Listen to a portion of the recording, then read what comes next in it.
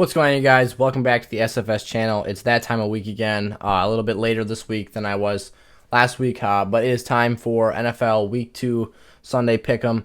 I did not get this video out, obviously, in time for the Thursday Night Football games. However, as you will see up here in my score, I adjusted it with the 16 games in Week 1. I was 11-5, and I am now 12-5 after Thursday Night Football, with the Cincinnati Bengals falling short to the Cleveland Browns. I had the score, which I do just for fun, as 24-23 Browns. However, the Bengals ended up falling short by a bit of a greater margin than that. I believe it was 35-30. Without further ado, though, let's not waste any time. Let's get straight into the Sunday games. Week 2, we'll kick it off with the New York Giants traveling to Chicago, where they are going to fall short to the Chicago Bears.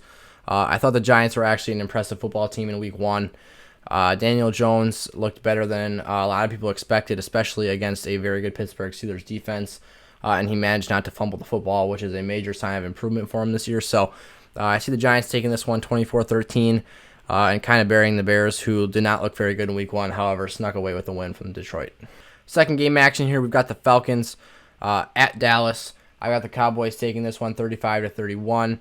I think that Dallas got robbed in Sunday Night Football last week with the Jalen Ramsey acting. It was sensational acting by Mr. Ramsey. However, I think the score is going to be pushed high in this game. Lots of offensive weapons in this one.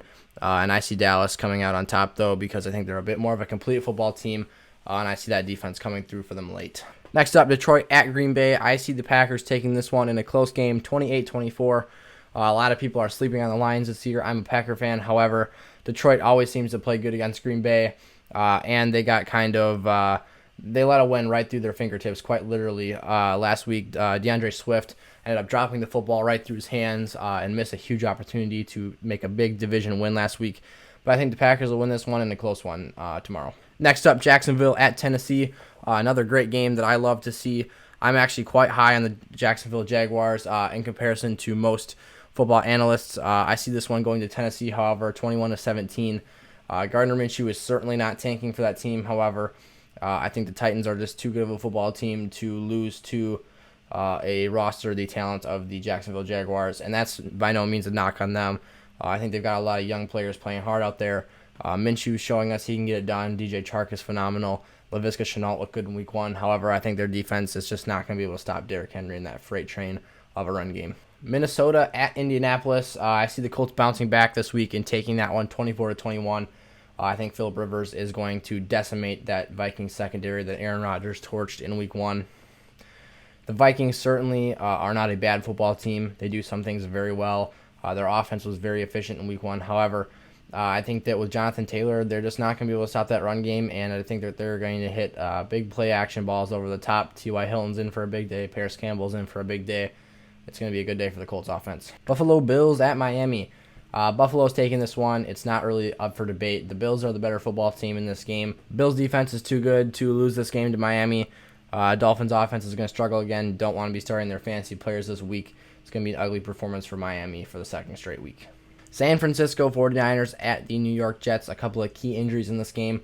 Arguably the best pass catcher for each team. Jamison Crowder for the Jets, of course, and George Kittle for the 49ers are not playing in this one. Or at the moment, at least, it sounds like Crowder's not going to be playing. So a bit of a offensive hit for the teams. However, I think that the 49ers run game is going to be too hard for the Jets to overcome this week. So I'll take San Francisco in this one, 21-18 in a low scoring. It's going to be an ugly game. San Francisco will ultimately bounce back and take the win, but it's going to be an ugly game throughout, and it's not going to be very entertaining to watch.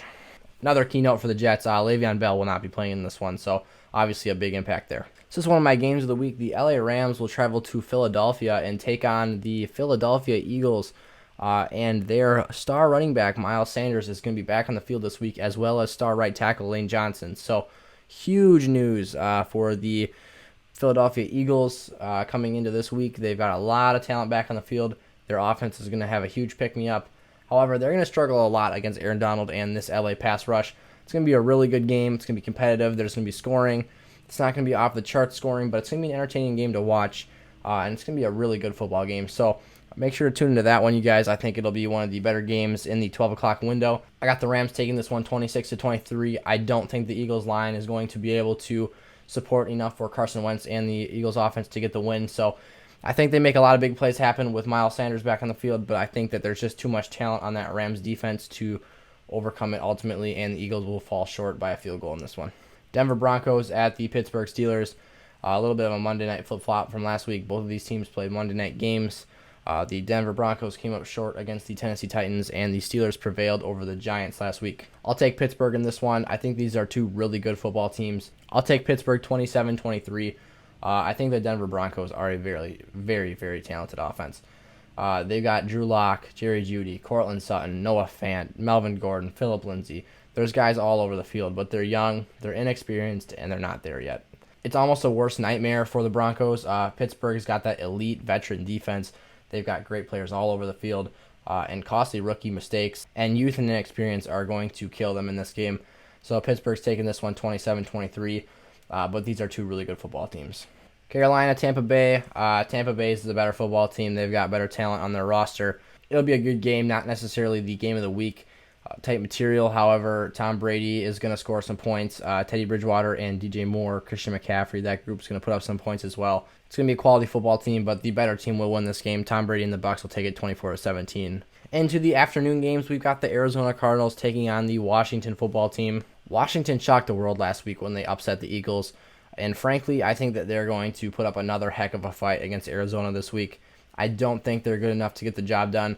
However, the Washington football team's defense is for real. That offense is still young, and they're learning, they're growing, but they're just not ready to beat a team the caliber of the Cardinals yet. It'll be a low scorer. It'll be a defensive, gritty game. The Cardinals have added talent to that defense, and they'll take advantage of the Washington football team's inexperience, but I see Arizona prevailing 17-10 in this one. KC at the Los Angeles Chargers, an in-division rival opponent matchup. The Kansas City Chiefs are just simply the better quarterback team. The Chargers have an immensely talented roster, and so do the Chiefs for that matter, but the quarterback mismatch is off the charts. I like Tyrod Taylor, but here's Patrick Mahomes, and down here is Tyrod Taylor. And Tyrod Taylor is a quality starting quarterback. He's a system guy and can get the job done, but Patrick Mahomes is all-world, all-time talent. So the Chiefs will take this one 24-16. I think that the Chargers offense will uptick a little bit this week from the first week at the Bengals. They're going to have to throw the football more. They're going to have to put up more points to keep up with Kansas City, but I just don't think that they have enough to get the job done. Their defense will slow down Patrick Mahomes, particularly because of their pass rush and secondary. However, they're just not going to be good enough to completely take this game over and win it. Baltimore at Houston, another nightmare game for the Texans this week. Baltimore is going to hang a large number of points on the Texans' head this week. I've got 35-24 Ravens. I don't think the Houston Texans have a chance in the world to stop Lamar Jackson and those threats over the top. I think Mark Andrews is going to have a field day. The Texans have some huge woes on that defense. Also, their line for the Texans struggled in week 1 to stop the Kansas City pass rushers, and I think the Ravens have a more talented front, so they've got their hands full again this week, and Deshaun Watson's going to be fighting for his life in this one. Sunday Night Football, we've got the New England Patriots at the Seattle Seahawks. Super Bowl matchup is what they are pushing for this game. Obviously, the Malcolm Butler interception on the goal line was the deciding factor in that Super Bowl. However, this time I've got a different, well, actually the same scenario. I've got the New England Patriots defeating the Seattle Seahawks in this one, 23-21. Ultimately, it comes down to the fact that I believe in the Patriots defense and I don't believe in the Seahawks defense. Russell Wilson, obviously an all-time talent, great quarterback. However, his defense just does not have the tools to hold Cam Newton and a not very talented Patriots offense. However, they are still going to be able to move the football on this defensive unit. I was really hoping for big things from the Seahawks. However, they got absolutely torched in week 1. So I'm looking at a Patriots win here by a small margin, and I think that the Patriots upset the Seahawks on Sunday Night Football. Into the Monday night game, not much of an explanation here. The Saints are just the better football team than the Las Vegas Raiders. The Raiders have a great run game, and they're going to move the football against the New Orleans Saints. Josh Jacobs coming off a white-hot performance. I think that he's in for another big night. However, the passing work is just going to be a big issue for the Raiders secondary. Drew Brees is going to have his way with this team, and it's probably going to be a high-scoring game from the Saints' perspective. I'd say this one stays close through 2.5 quarters, and about mid-third quarter, the Saints will really pull away. there you have it. Those are my Week 2 NFL Sunday picks and into Monday Night Football as well, I guess. If you guys enjoyed the video, make sure to like and subscribe to the channel. Turn that bell on so you never miss an episode here. I've got fantasy football news coming out all the time, so in my analysis on that, I'm giving you guys spins and the breakdown of everything you need for fantasy football in 2020 to win your league. So stick around to the channel for that. I'll see you guys next time. Peace out.